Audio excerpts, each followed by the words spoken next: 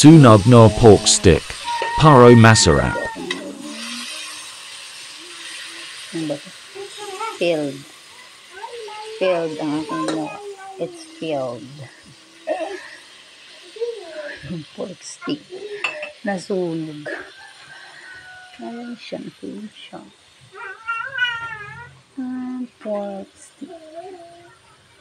And here, habang nagluluto, may isang bata. Ang bait-bait, may isang bata. Clap your hands, clap your hands. Clap your hands, clap your hands. Ang bait naman ng baby namin. Good job!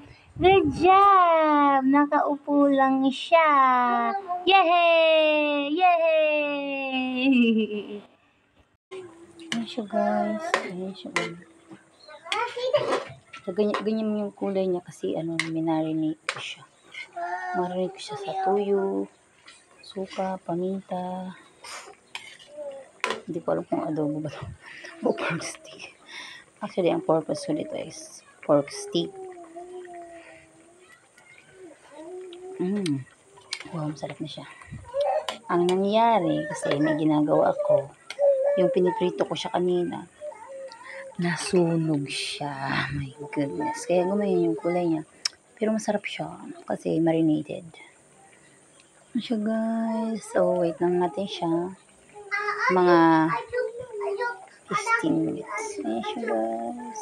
Sarap. 100 pesos lang pala yan. Kaya konti lang siya. Anong tawag dito? Sunog na pork stick na medyo adobo. Thank you for watching. Let's eat our lunch for today.